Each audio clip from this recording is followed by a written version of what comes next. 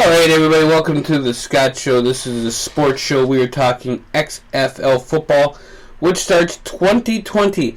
Are you ready for some football in the spring? Well, I am. I'm personally very excited about the XFL. And by the way, folks, I didn't change that song from a while ago before when we were doing the Scott Show. That's a fun song to come into a podcast, too. We'll use that every now and again.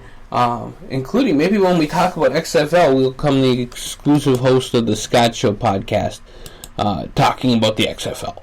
We can't become anything else unless, of course, the XFL gives us the credit, and I doubt they'll do that. But, so 2020, we start the XFL. We have 8 teams going at it. This is going to be a pretty good time, folks.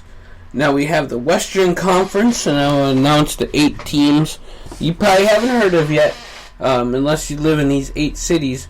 I think it's pretty exciting myself. So, the first team from beautiful Dallas, Texas, to Dallas Renegades. They will be playing at Globe Life Park in Arlington, the current home of the Texas Rangers. I believe the Rangers are going to move next door. The Renegades are taking it over, and it's going to be amazing. So, I'm really excited for the Renegades of Dallas. Bob Stoops, the former head coach of Oklahoma, will be the coach of the Renegades. And also in Texas, another team from the big state of Texas, we have the Houston Roughnecks. They will be playing in the Cougars football stadium in Houston. And June Jones is the head coach of that team. The 40,000 people can fit in that stadium. TDUCU Stadium there in Houston, Texas. So the Cougars college football team hosts their games as well. Also, then you have Indignity Health Sports Park where the Galaxy play, the LA Galaxy.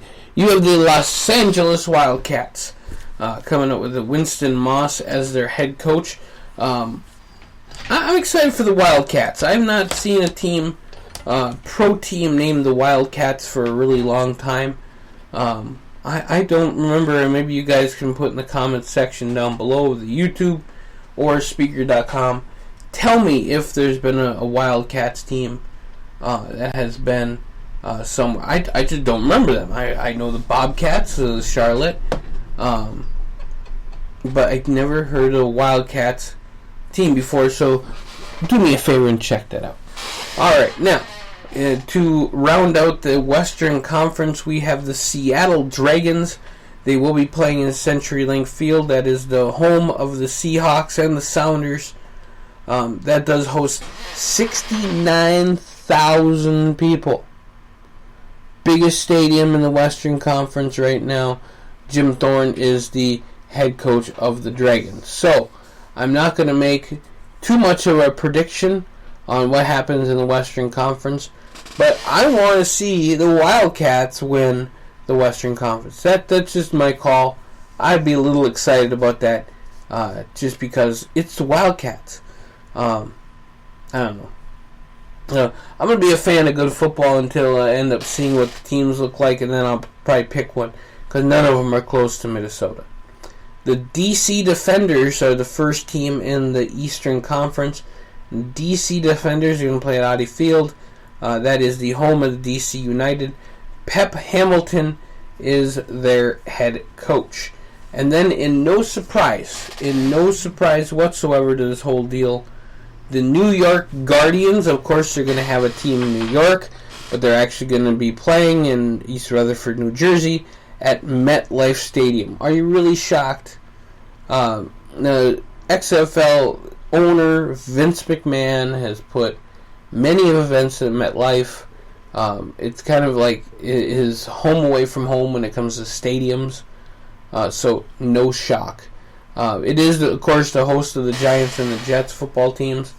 It fits 82,000 people, which is the highest in the land of the XFL. Kevin Gilbride is the head coach for the Guardians.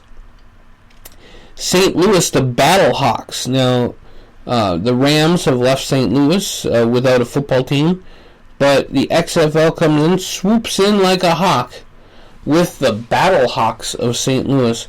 They will be playing at the Dome at America's Center.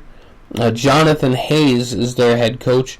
And rounding out the teams of 8, you have probably the only team named after a pro wrestler or given anything close to that, the Tampa Bay Vipers.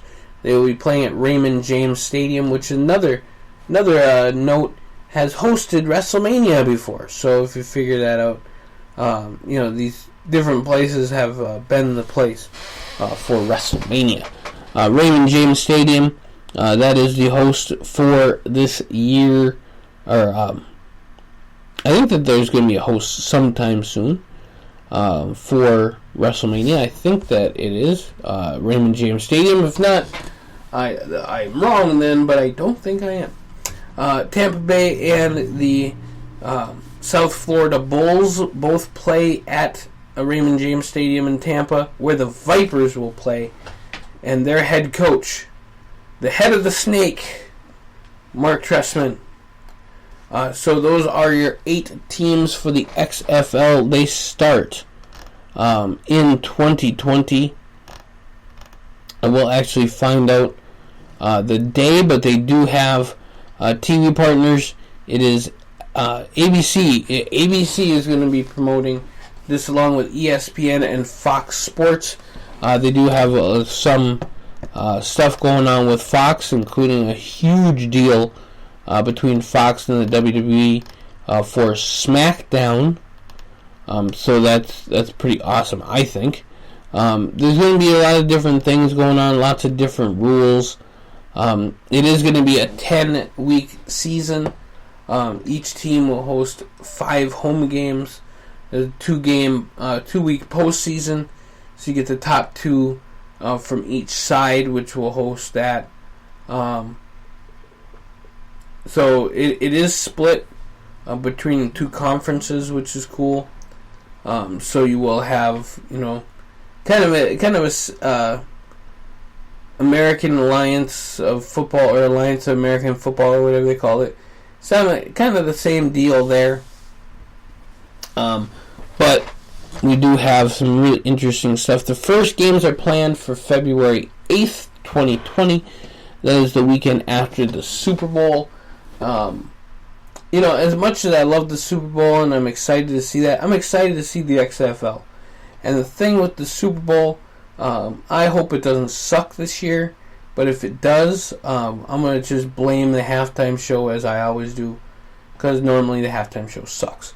And the fact the Patriots will more than likely be in the Super Bowl. Let's not have a team from New England, thank the good Lord. The closest one is New York, so we'll see what happens there. So the XFL has relaunched. They are starting very soon. Oliver Luck is the commissioner. Now, if you ask yourself, Oliver Luck is a former quarterback, and he is the father of the Indianapolis Colts quarterback, Andrew Luck, the former quarterback.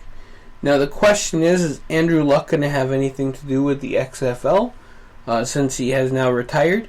I think that's a very interesting question. If your dad is, kind of a big deal in the newest league that they promote, and you got Vince McMahon's money, you might have something interesting going on there. Check that out. Andrew Luck in the XFL. I'm going to call it right now. He's going to have something to do with that. He's going to sign a contract or something.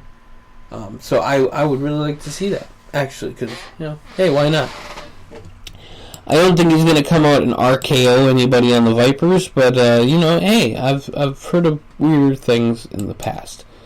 There are going to be really awesome things going on with the XFL. It's not going to be like it was in 2001. They do have proposed rules. The biggest rule, and we'll talk more about this with other people as we get to further down the line and get to the XFL start, is the forward lateral rule, where you can pass the ball anywhere within behind the line of scrimmage You can pass it all day long. So it almost looks like a rugby kind of thing. And it's just going to be very interesting to have that, the forward pass rule. Now you can, as a quarterback, toss it. But as long as you're behind the line of scrimmage, if you do a forward lateral, then you're good. So it'll be very interesting to see that rule. Fair catches will not be recognized. The kicking team must give the returner 5 yards of space to recover and return the ball. So I'm interested in that. Now the extra point kick will be replaced with a scrimmage play.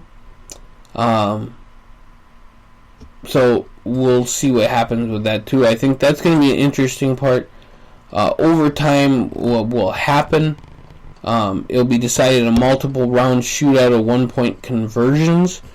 So it's not going to be a simple let's keep playing football. Overtime.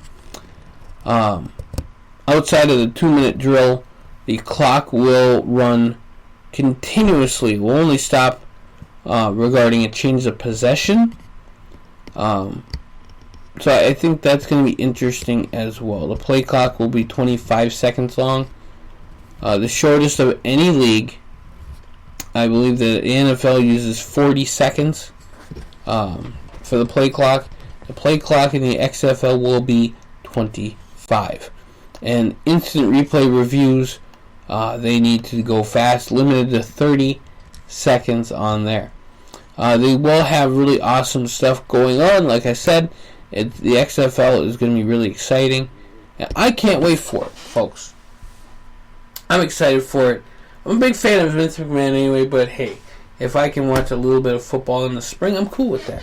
I just haven't picked the team that I want yet. So, folks, this has been the Scott Show, talking a little bit about the XFL coming up in 2020. We will be back with lots more, including lots more talk about the XFL, the NFL. I did my picks yesterday. Check that out. We have college football top 25 later on today. But lots of really cool stuff, including the Scott Show Foodie. I have not started that. I have not done the first episode yet, but I'm excited. We're going to talk about different foods that we all like. So, check it out on thescottshow.com. I'm excited, you're excited, we're excited, and have a great day here on thescottshow.com. Have fun.